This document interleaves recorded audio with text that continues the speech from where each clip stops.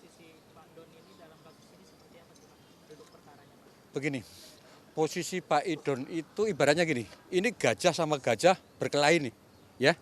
Pak Idon itu sebagai pihak pelandu yang digencet habis ketika terjadi perkelahian. Gambarannya begitu. Jadi posisi Pak Idon sebagai pihak yang diinjek karena terjadi perkelahian antar dua lembaga negara yang punya power dan punya kemampuan di dalam memproses semua persoalan hukum di Republik ini. Lalu aset yang disita Pak, yang di Declan dan di Money changer. Coin Money, terus di rumahnya Pak Don itu uangnya Pak? Begini,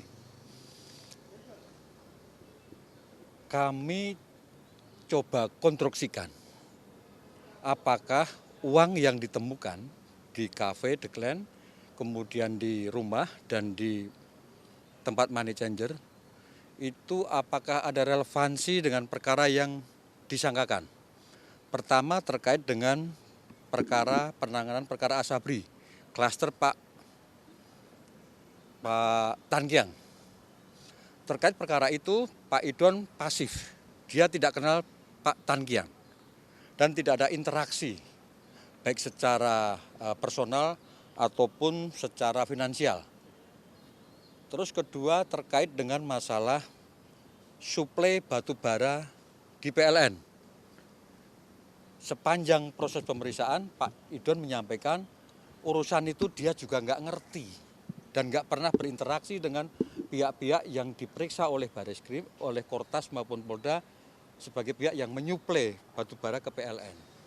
Yang ketiga terkait dengan persoalan piutang PT CBS dengan PT KNI, anak usaha Krakatau Steel. Itu juga sama. Pak Idon tidak ada hubungan apa-apa dengan urusan itu. Ngerti aja tidak? Nah, kalau semua perkara itu dihubungkan dengan uang yang ditemukan oleh rekan-rekan penyidik dari Kortas dan Polda, apakah uang itu berhubungan dengan perkara itu? Kami jawab tidak ada hubungan.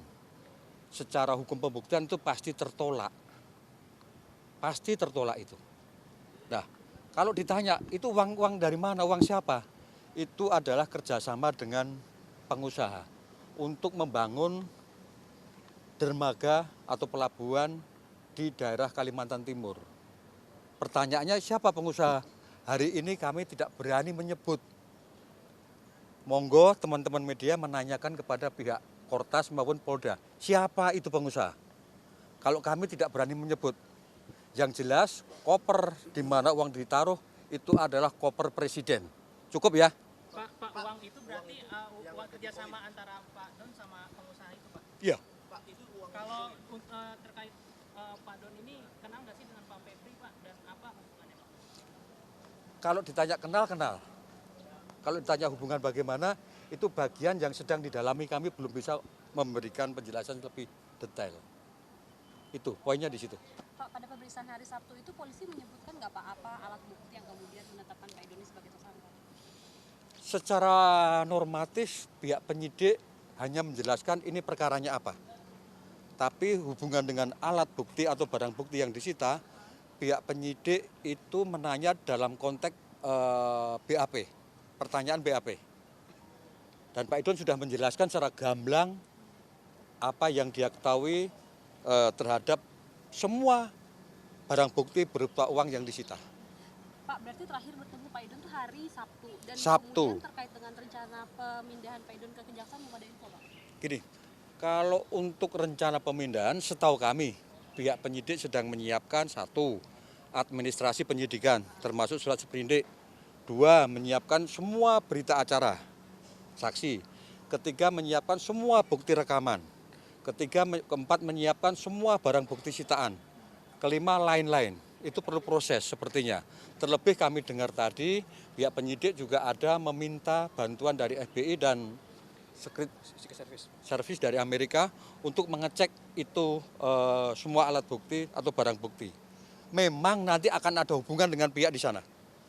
Nanti, tapi pada saatnya kita akan sampaikan. Pak, Ya. Pak, ada hubungan dengan Pak Don ini, ada hubungan dengan Ferry Boboho nggak sih Pak? Ada hubungan dengan Ferry Boboho. Nah, dia biang keroknya dia tuh.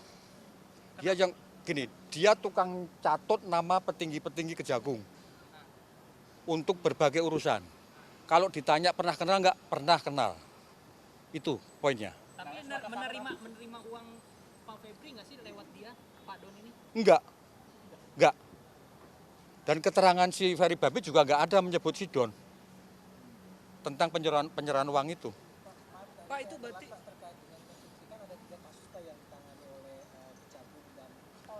Oleh Maju ini.